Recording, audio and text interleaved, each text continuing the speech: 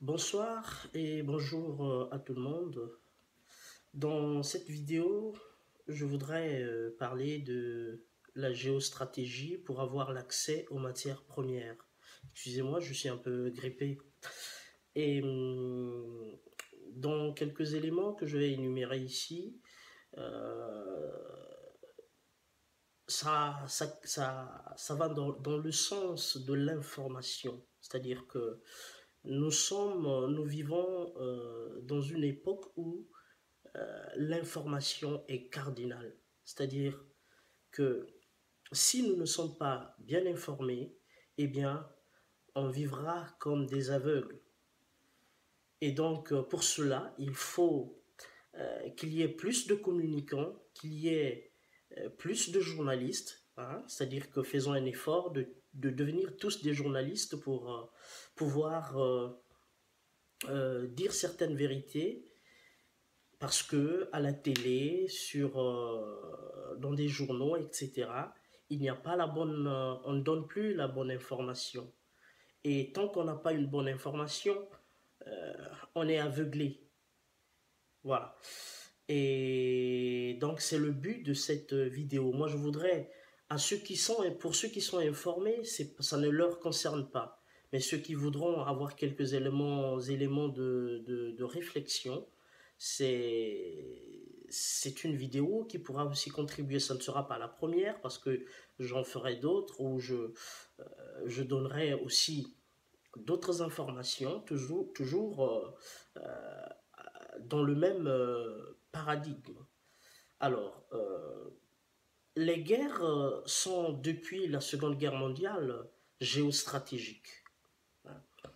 Et ces guerres, par rapport à l'époque, se font désormais par proxy. C'est un mot anglais qui signifie intermédiaire. Parce que, par exemple, les États-Unis n'interviennent plus directement, on n'envoie plus directement leurs troupes, parce que ça leur coûte cher, parce que ça leur crée des problèmes, etc. Et ils font maintenant des guerres, que ce soit les États-Unis, que les Français ou l'Europe, les Européens, font des guerres par intermédiaire. C'est-à-dire que ils alimentent, ils alimentent euh, les populations d'un même pays en les mettant en contradiction et à la fin, pour faire éclater une guerre civile, comme ça, eux, ils sont déchargés, ils ne sont pas directement ou implicitement, ils sont déchargés, quoi. Donc, le contrôle total de l'océan Indien constitue, on va dire, le socle des guerres et conflits entre les USA et la Russie, n'est-ce pas? On va aussi ajouter un conflit qui est peut-être un peu timide avec la Chine, n'est-ce pas? Car l'océan Indien permet et facilite le transport du gaz, du pétrole et la construction des pipelines pour exporter, on va dire, de l'Eurasie vers les USA, y compris les matières premières provenant de l'Afrique. C'est-à-dire que les prendre et à travers l'océan Indien, l'acheminement est plus facile. Donc aujourd'hui, les guerres sont plus sur cette zone-là pour permettre aux États-Unis d'avoir le contrôle total de l'océan Indien. Et donc, le fait de se battre pour le contrôle total de l'océan Indien fait qu'il y ait des guerres, par exemple, des conflits en Iran, en Irak, entre, on va dire, la Syrie aussi. Et les pipelines ici sont en fait, c'est des tuyaux qu'on construit d'un point à un autre pour acheminer le gaz et le pétrole. Et de nos jours, il faut comprendre que c'est pas maintenant, mais depuis quelques années, on va dire, la mission primordiale des États-Unis consiste à isoler et encercler la Chine.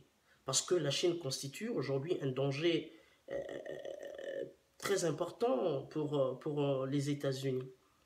En effet, on va dire, la Chine, ayant peu de matières premières et une économie qui se développe énormément, et est obligée de se procurer ces matières premières là où il y en a. C'est-à-dire en Afrique et en Eurasie, c'est-à-dire dans quelques pays de l'Eurasie. Mais les USA ne sont pas évidemment fous, n'est-ce pas, pour en quelque sorte attaquer militairement la Chine pour essayer de s'imposer. Ils ne peuvent pas le faire parce que ça serait même impossible, n'est-ce pas? Parce qu'une bonne partie, la plus grande partie de l'économie américaine aujourd'hui dépend de la Chine.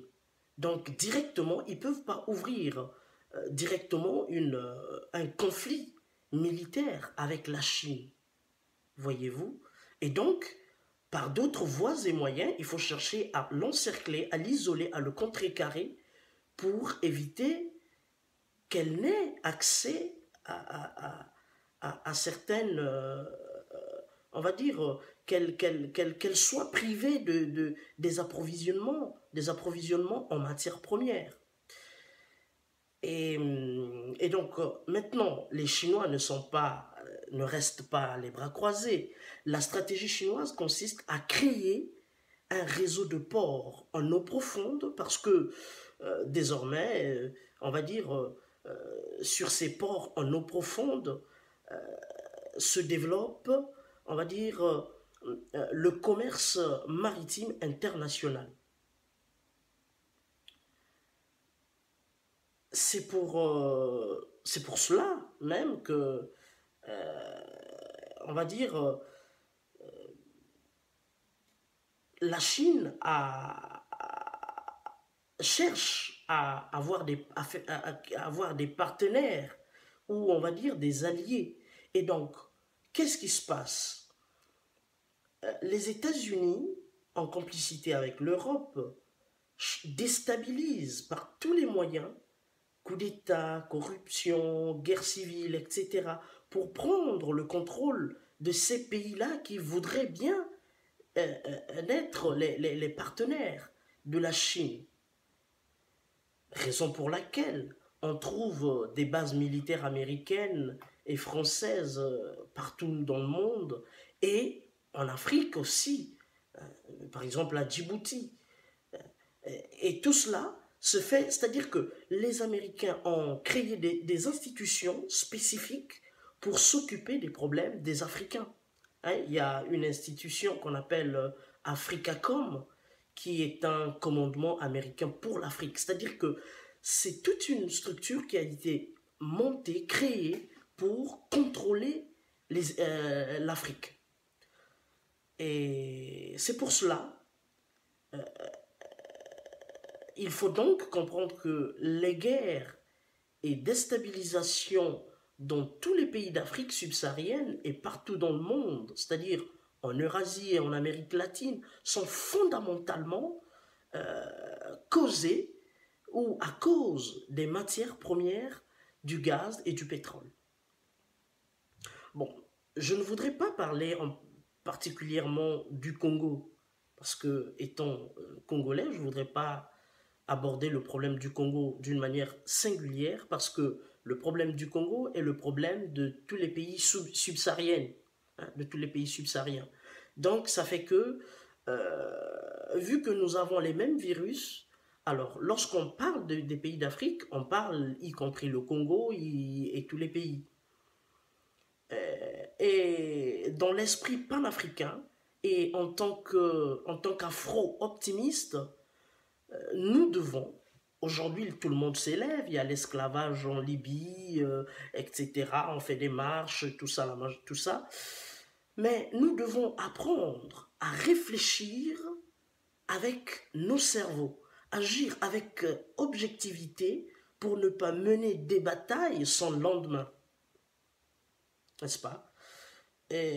Parce que nous évoluons depuis la nuit des temps dans un système désormais sophistiqué. Nous avons intérêt à ce qu'un public plus large sache comment fonctionne l'économie, la politique et comment se décident les guerres. Mais dans tout cela, il faut aussi que nous comprenions que nous devons étudier l'histoire. C'est cette histoire qui nous permet et nous permettra de comprendre l'époque actuelle. Vous savez, Karl Marx avait bien compris et expliqué comment ça se faisait qu'il y ait d'une part des très riches et d'autre part des très pauvres. Aujourd'hui, l'économie mondiale est au service de 8 milliardaires qui détiennent autant de richesses que la moitié la plus pauvre de la population mondiale.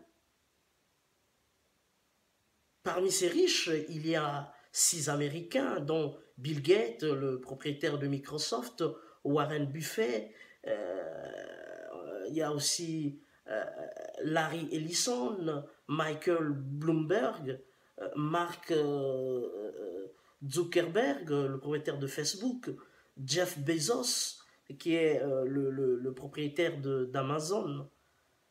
Il y a aussi un Mexicain qui est Carlos Slim Elu et un Espagnol, Amancio Ortega. Ce sont les 8 milliardaires qui font fonctionner aujourd'hui, qui détiennent aujourd'hui les clés du capitalisme.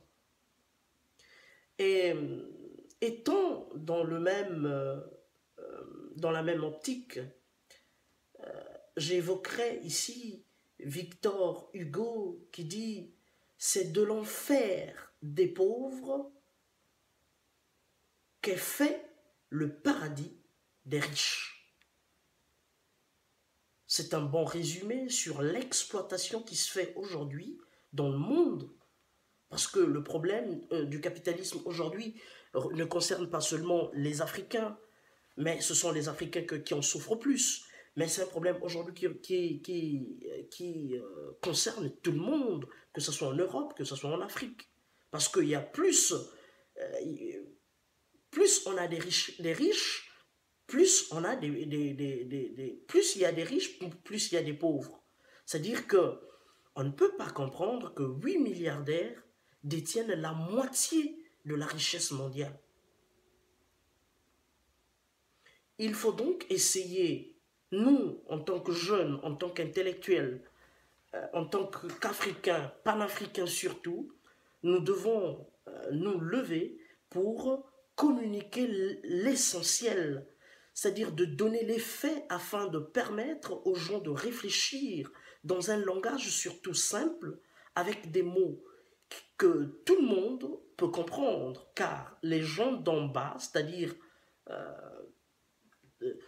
ceux qui ne sont pas allés très loin dans les études, parfois comprendront beaucoup mieux le fond des choses que ceux qui croient qu'avec leur grande éducation, savent tout. C'est pour cela, au regard de ce qui précède, le plus crucial est la solution ou des solutions efficaces que nous devons trouver dans la résolution des problèmes que mine dont souffre l'Afrique. Mais je voudrais poser une question ou nous inviter tous à réfléchir là-dessus. Est-ce possible que l'Afrique s'en sorte toute seule avec des manifestations réprimées par leur président? C'est une question. Comment s'en sortir face au 1% qui détient les règnes du capitalisme, ce capitalisme sauvage? Comment faire de sorte que nous puissions nous en sortir de ce système malsain? Est-ce possible? Sommes-nous